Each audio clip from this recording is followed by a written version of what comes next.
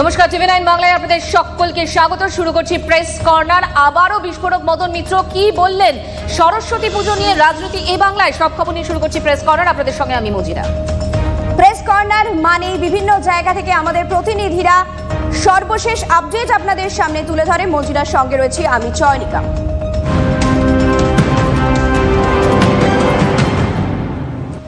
চয়নিকা, জানো মদন মিত্র আবারও বিস্ফোরক, কিন্তু কি বললেন তিনি, বোমা ফাটালেন তিনি, জানাবো আপনাদের প্রেস কর্নারে। আজকের সবার প্রথম খবর, নাম না করে আইপ্যাককে নিশানা করলেন মদন মিত্র। মমতাকে অন্ধকারে রেখে দুর্নীতির পিছনে এজেন্সি মানে আইপ্যাকের কথা বলছেন কে?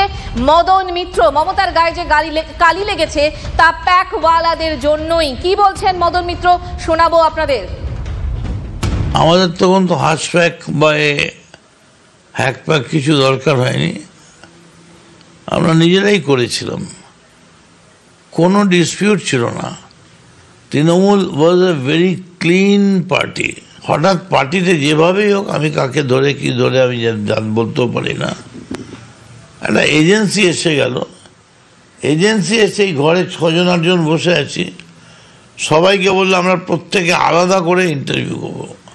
আর রটিয়ে দেওয়া হলো এরাই ক্ষমতার কেন্দ্রীকরণে রয়েছে, এরা যে নাম দেবে সেটাই হবে, মন্ত্রী হবে, এমএলএ হবে ইত্যাদি।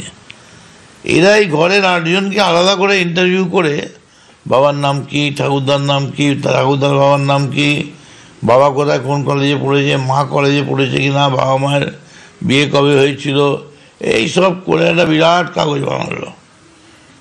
তারপরে যাওয়ার সময় তোমায় বলে গেল আমি তোমার কেসটা দেখছি, তুমি তোমারটাও দেখছি, ওনারটাও দেখছি বলে নিজেদের মধ্যে এরকম একটা বিভেদ তৈরি করে দিল। আপনি যে অভিযোগটা করেছিলেন, তখনই এই টাকার প্রশ্নটা এলো যে টাকা দিতে হবে।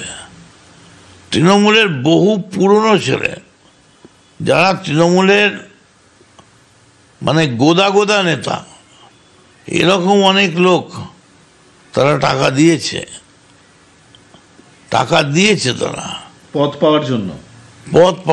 আমি একটা স্পষ্ট কথা বলছি, আপনি কি পাওয়ার জন্য লজ্জায় বলছে না, কারণ টাকা দিয়েছে শুনলে তারা আর পাড়ায় বেরোতে পারবে না।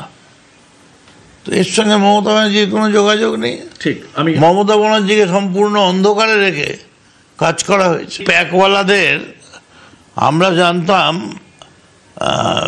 স্টুডিওতে 8টা বাজলে সবাই বলে প্যাক আপ, কিন্তু এই প্যাক আপ মানে যে মাল গোটাও প্যাক আপ, এটা আমরা বুঝতে পারিনি। মাল গোটাও প্যাক আপ মানে মাল তোলো, ব্যাগ ভরো, প্যাক আপ করো।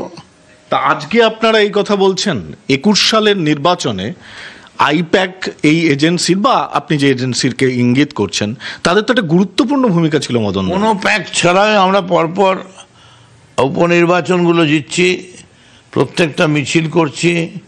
সব থেকে বড় কথা, মমতা বন্দ্যোপাধ্যায়ের কোনো দুর্নীতি, কোনো দুর্নাম ছিল না।